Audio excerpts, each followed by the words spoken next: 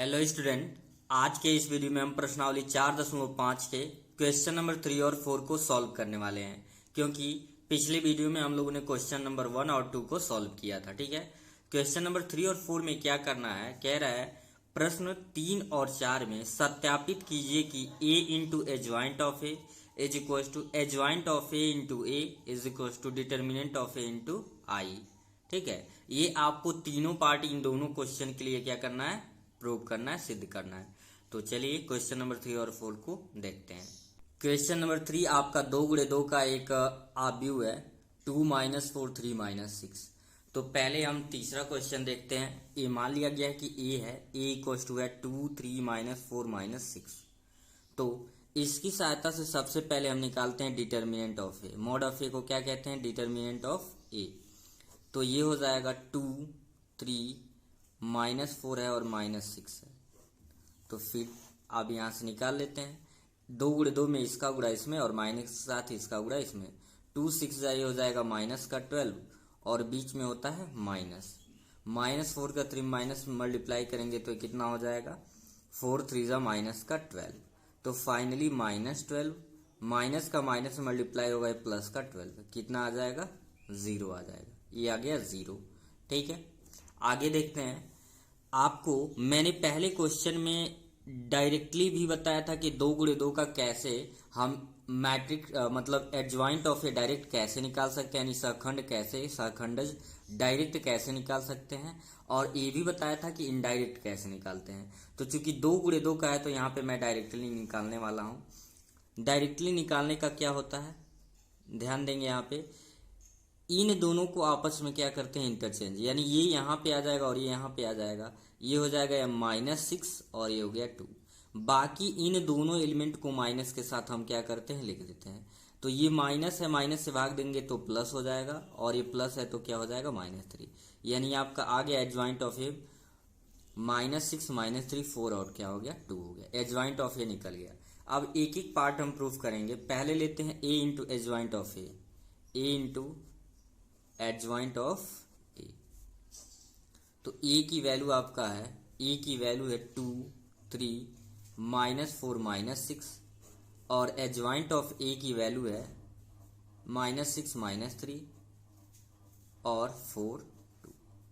अब इसे सॉल्व करते हैं। देखिए कैसे सॉल्व होगा। पहले रो का पहले कॉलम में, पहले रो का दूसरे कॉलम में। 2 6 हो गया -12 और 3 4 आपका हो जाएगा 12। तो पहले रो का पहले कॉलम में, ठीक है, पहले रो का दूसरे कॉलम में। 2 3 हो गया -6 और 3 2 आपका ये हो गया प्लस का 6। फिर दूसरे रो का पहले कॉलम में -4 का 6 में करेंगे तो +24, -6 का 4 में करेंगे ये हो जाएगा 24। फिर दूसरे रो का दूसरे कॉलम में -4 का प्लस माइनस में करेंगे तो ये -4 दिया आपका 12 हो गया। -6 का 2 में करेंगे -12। अगर आप ध्यान से देखें तो -12 + 12 0, -6 + 6 0 हो जाएगा, +24 -24 0, 12 में से 12 घटाएंगे 0। ये हो गया आपका a इंटू एडजॉइंट ऑफ ए। अब मिडिल पार्ट क्या है, adjoint of A into A, same वही चीज आएगा। अब निकालना है एडजॉइंट ऑफ ए और फिर क्या निकालना है, इनटू का ए। तो वही है, बस एडजॉइंट ऑफ ए पहले लिख लेना। एडजॉइंट ऑफ ए क्या है, -6 -3 और आपका ये है 4 2। ए की वैल्यू फिर लिख लेना है, ए है 2 3 -4 -6।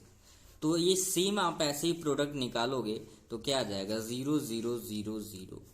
देखिए -6 का 2 में करेंगे तो -12 माइनस माइनस +12 0 आ जाएगा। 6 3 18 माइनस का माइनस माइनस प्लस 18 तो ये 0 आ जाएगा। इस तरीके से आ जाएगा 0। और फिर क्या है, एंड लास्ट जो आपको करना है डिटर्मिनेंट ऑफ ए इंटू आई। तो डिटर्मिनेंट ऑफ ए की वैल्यू 0 है। आइडेंटिटी क्या होता है, 1 0 0 1। तो जब 0 से मल्टीप्लाई करेंगे, 0 से मल्टीप्लाई करेंगे अंदर तो क्या हो जाएगा, ये भी आ जाएगा 0 0 0 0। Hence proved. यही आपको क्या करना था, प्रूव करना था। तो आई होप आपको बहुत ही अच्छे से ये समझ आ गया होगा। अब चलते हैं इसके सेकेंड पार्ट पे। क्वेश्चन नंबर 4 आपका दिया हुआ है 3 × 3 का एक क्या है, आव्यूह है। तो इसका सबसे पहले हम एडजॉइंट ऑफ ए निकाल लेते हैं। और आपको पता है एडजॉइंट ऑफ ए निकालने के ए के क्या निकालने होते हैं, सहखंड निकालने होते हैं। तो ए के सहखंड मतलब हर एक एलिमेंट के सहखंड। A11 का जो होता है कैपिटल A11, यानी क्या निकालना है, A11। तो एक आपको A11 निकालना है, फिर क्या निकालना है, A12 निकालना है, फिर निकालना है A13। ये तो निकालना है, इसके साथ साथ आपको क्या और निकालना है आपको A21, A22 एंड A23। फिर निकालना है आपको A31 और A31, 32 एंड क्या निकालना है, A33। इतने निकालने हैं। हर एक एलिमेंट के सहखंड होते हैं, यानी इसमें टोटल आपके 9 एलिमेंट्स हैं, तो हर एक 9 एलिमेंट के सहखंड होंगे। और इन्हीं सहखंडों को रो को कॉलम में बदल देते हैं, तो क्या निकलता है, एडजॉइंट। पूरे डिटेल में आपको इंट्रोडक्शन में बताया गया था। तो ए भी आपको एक बार बताया गया होगा कि जो आई निकालने का फार्मूला होता है -1 to the power i plus J और MIJ। ठीक है, यानी कि किसी भी अवयव का सहखंड का निकालने का ये क्या होता है, फार्मूला होता है। ये वैल्यू इंपॉर्टेंट इसलिए है क्योंकि इसी के द्वारा आपका साइन बदल जाता है। ठीक है, समझते हैं। तो -1 टू द पावर i और j यही होता है, i यानी 1 + 1 और MIJ यानी कि पहले रो का ये है आपका A11, तो ये रो छोड़ देंगे और ये क्या छोड़ देंगे, आपका एक रो छोड़ दिया गया, एक कॉलम। तो ये बचा आपका 0 0 -2 3 0 0 और -2 3। तो -1 पे आपका पावर जब इवेन है, यानी किसी भी निगेटिव पे इवेन है, तो वैल्यू क्या मिलेगा, आपका पॉजिटिव मिलेगा। इसे छोड़ देते हैं। 0 का 3 मल्टीप्लाई करेंगे तो क्या आएगा, 0 का 3 में होगा 0, बीच में लिखते हैं माइनस, और ये आपका क्या है, इसका गुणा इसमें करेंगे तो ये भी आपका होगा 0, यानी फाइनली आपका क्या आ जाएगा, 0।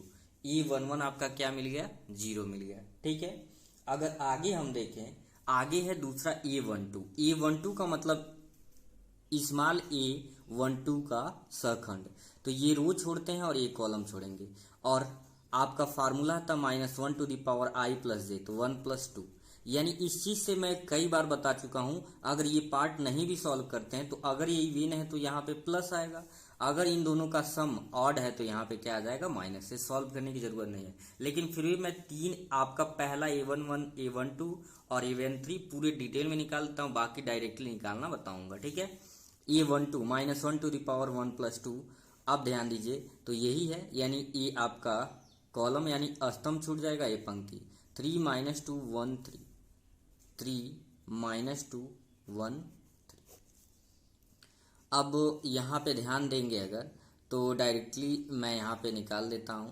देखिए, ये तो आएगा निगेटिव का ही, माइनस का 1 बचेगा, -1 पे पावर 3 यानी कि -1, 3 3 ये हो जाएगा आपका 9, और बीच में होता है माइनस, और ये -2 1 जा 2, तो ये हो गया +2, यानी कि माइनस का ये क्या आ जाएगा, 11। दूसरा एलिमेंट आपका क्या मिल गया, -11। ठीक है, अगर हम नेक्स्ट बात करें तो नेक्स्ट क्या होगा वो ध्यान से देखेंगे। अभी हमें क्या निकालना है, A13 निकालना है। ठीक है, तो A13 देखते हैं। अब ये बताइए 314, तो डायरेक्टली आप चाहो तो प्लस लिख सकते हो, क्यों, क्योंकि -1 टू द पावर 1 + 3 और 1 3 ये है, A13 ये रो छोड़ देंगे और ये क्या छोड़ देंगे, कॉलम। ये आपका कॉलम बोला जाता है, ये रो। तो 3 0 1 0 क्या बचेगा आपका, 3 0 1 0 3 0 1 0। तो 3 का 0 में करेंगे 0 और 1 का 0 में करेंगे 0, तो ए आ गया आपका। पहला निकल गया, A11 आ गया 0, A12 आ गया -11, और A13 की जो वैल्यू आ गया, A13 की वैल्यू कितना आया हुआ है, A13 की वैल्यू आया है 0, ये निकल चुका। ठीक है, तो आपको आइडिया लग गया होगा कि कैसे ये निकल रहा है। अब डायरेक्टली आगे देखेंगे, आगे A21 क्या आएगा, A22 इसी तरीके से आएगा। अब मैं डायरेक्टली ये वैल्यू पुट कर रहा हूँ यहाँ पे। A21 आपका जो है वो देख लेते हैं क्या है, A21 आप डायरेक्टली कैसे, पहली बात देखो, अगर साइन की बात करें 2 1 3, तो ये जो भी आएगा निगेटिव में आएगा। ठीक है, तो A21 ये है, ये रो छोड़ देंगे, मतलब ये कॉलम छोड़ देंगे ये रो। तो 1 का 3 में करोगे डायरेक्टली समझ लो कैसे हो रहा है। -1 का 3 में -3 और 0 का 2 में करेंगे 0, तो -3 और ये तो डायरेक्टली माइनस माइनस हो गया प्लस, ये कितना आ गया 3 आ गया। तो इस तरीके से आप डायरेक्ट कैलकुलेट कर सकते हैं। ये आपका आ जाएगा A221 आएगा और ये आएगा -1, ये 31 आपका हो जाएगा 2 और ये होगा 8 और ये आपका हो जाएगा 3। ठीक है, कैसे कैलकुलेट करना है ये आप समझ चुके हैं। देयरफॉर लिखेंगे, therefore adjoint of A, adjoint of A, adjoint of A row को कॉलम के रूप में लिखना है। रो को कैसे लिखना है, A11 A12 ऐसे होता है, लेकिन कॉलम में बदलेंगे A11 A12 और ये क्या होगा 1 3, A21 A22 और फिर क्या हो गया A23। ठीक है, अब यहाँ पे क्या लिखेंगे A31 A32 और A33। कैलकुलेशन थोड़ा सा लेंदी है, लेकिन क्वेश्चन में है कुछ नहीं, थोड़ा सा इसलिए वीडियो होगा लेंदी, लेकिन आप एंड तक देखेंगे कोई भी डाउट नहीं रह जाएगा। अब वैल्यू यहाँ रख दीजिए, A11 की वैल्यू आपका 0 है, A21 की वैल्यू -11 है, यहाँ से -11 है, और A13 की वैल्यू क्या है 0 है। तो यही वैल्यू यहाँ पे क्या किया जा रहा है, पुट किया जा रहा है। ठीक है, आगे अगर देखें हम तो A21 3 1 -1, तो ये लिख दीजिए 3 1 -1, A31 A32 A33 2 8 3 2 8 3। अब एक एक पार्ट करके ये तो हो गया एडजॉइंट ऑफ ए। हम देख रहे हैं कि डिटर्मिनेंट ऑफ ए की भी जरूरत है, डिटर्मिनेंट ऑफ ए। तो ए का डिटर्मिनेंट हमें निकालना है, क्या है 1 3 और 1 -1 0 0 2 -2 3। तो आपको डिटर्मिनेंट चैप्टर आपके स्टार्टिंग में बताया गया था, हम उसी रो यानी उसी पंक्ति या उसी कॉलम के अनुसार तोड़ते हैं जिसमें 0 ज्यादा होता है। तो ये देखो दूसरे स्तंभ में 0 ज्यादा है, इसके एलांग हम क्या कर देंगे, आप लिख सकते हो कि C2 के एलांग प्रसारित करने पे, C2 को क्या करने पे, प्रसार करने पे, तो ये हो जाएगा -1 और ये आपका छूट गया स्तंभ और ये छूट गया पंक्ति 3 1 3 1 -2 3 -2 3। अब इसे सॉल्व करिए, 3 3 जा कितना हो जाएगा, 3 3 जा हो जाएगा आपका 9 और बीच में होता माइनस, लेकिन ये भी माइनस माइनस +2 हो गया। तो क्या बचेगा 9 2 11, लेकिन माइनस का क्या हो गया 11 बचा। तो ये आ गया डिटर्मिनेंट ऑफ ए। अब प्रूव जो पार्ट करना चलते हैं सीधे वहां पे। आपको प्रूव क्या करना था, a into adjoint of A equals to adjoint of A into A और determinant of A into I मतलब तत्समक अवयव यानी आइडेंटिटी मैट्रिक्स। ये तीनों पार्ट दिखाना इक्वल है।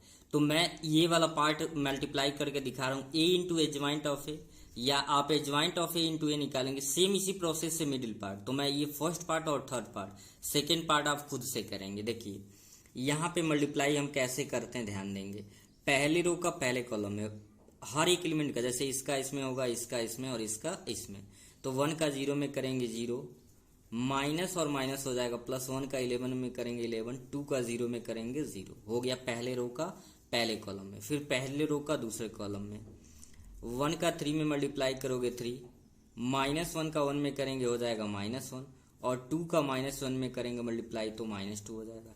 फिर पहले ही पंक्ति का तीसरे स्तंभ में 1 का 2 में करेंगे हो जाएगा 2, -1 का 8 में करेंगे तो -8 होगा और 2 का 3 में करेंगे तो आपका प्लस का हो गया 6।